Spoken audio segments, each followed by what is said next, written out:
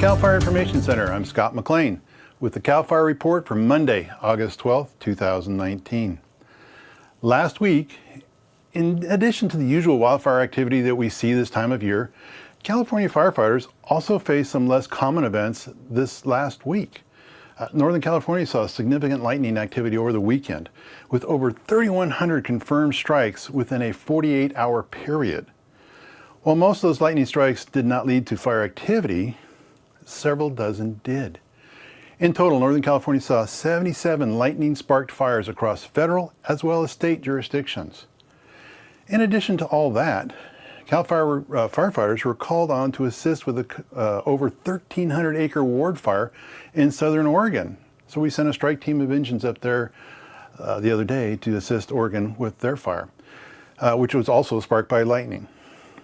All the responding CAL FIRE resources that went to Oregon have actually returned to California. So all in all, a very busy week for firefighters. Taking a look at our stats, firefighters battled over 330 new fires last week, 227 of which were within CAL FIRE's jurisdiction. Again, we continue to see lower overall numbers this year compared to last year. As you can see on the chart, the number of fires so far this year isn't too much lower than last year's number, again to date, which is a difference of 636 fires. But the big difference so far this year is in the total number of acres burned. To date, we're looking at 23,748 acres burned on wildfires. That's from January 1st to today, so far in 2019, versus over 600,000 acres burned last year, same time period. It's very good news so far, however, that we have, unfortunately, we do still have, which that last part was very good news, but we are kind of at that point where September and October are historically bad months for wildfires. So in all, we still have several more months of the year for potential of severe fire activity. And more good news. Currently, there are no significant wildfires burning within CAL FIRE's jurisdiction. As I mentioned earlier, there are over 200 new fires within the state responsibility area, and several of those did turn into major incidents, but all of them have been fully contained as of today. Good news. Let's take a quick look at a couple of larger fires that CAL FIRE battled last week. We'll start with one that was contained just last night, the Gulf Fire in Lake County. The Gulf Fire started on Thursday, northwest of the city of Clear Lake. That fire burned 20 acres before firefighters had full containment on it. The cause of the Gulf Fire has been determined to be due to an improperly discarded cigarette. Yes, an improperly discarded cigarette. While cigarettes causing wildfires is a fairly uncommon occurrence, the Gulf Fire is a reminder that it still can happen. It's very important to properly dispose of cigarettes, making sure that they are completely out before disposing of them. Remember, as we've been saying this year, as well as last year, all it takes is one spark.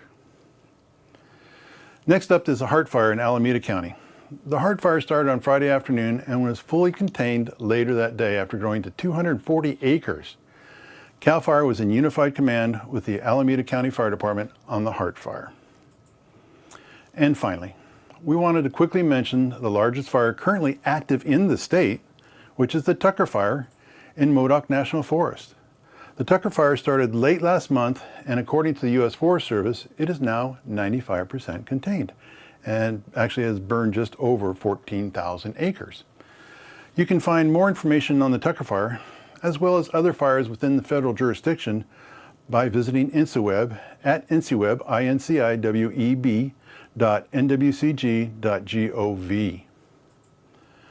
Last weekend, we saw more seasonably normal temperatures across much of the state. Good news. But after today, we're expecting things to heat back up through Thursday above 100 degrees. And along with those higher temperatures, we're forecast to also see a decrease in humidity. The good news, yes there is that we should see somewhat of a cooling trend as we return to near normal temps and humidities into this coming weekend. Additionally, we're expecting some gusty winds in Southern California along the I-5 corner as well as Kern County mountains. Thursday into the weekend, which could fan any new fire starts that occur in those areas. Again, so we need to be very careful. As we move through August and begin to enter into the historically most destructive months of the year, which I said earlier, we wanted to offer a reminder of the steps you should take around your home when an evacuation is anticipated to give it the best chance of surviving. Keep in mind that during an evacuation, your priority should always be the safety of you and your family, so you need to be prepared. And if a warning becomes an order, or otherwise you just feel unsafe, just go. No harm. But don't hesitate. Don't overthink it.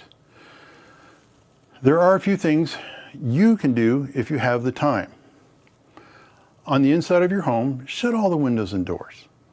But please leave the lights on so firefighters can see your home in smoky conditions. Shut off the gas, your air conditioner, and your swamp coolers. And also identify flammable furniture and interior decorations like window shades, curtains, couches, chairs, and remove them or move them to the center of the room away from the windows and doors. On the outside of your home, move flammable items like patio furniture, believe it or not, children's toys, doormats, even brooms. I've seen brooms catch homes on fire, or trash cans, and place them inside your house or in an area where it is safe to keep them. Turn off propane tanks and propane appliances. Locate your pets and keep them nearby. You don't want to have to go chasing them. And prepare any livestock for transport or consider moving them to a safe location early.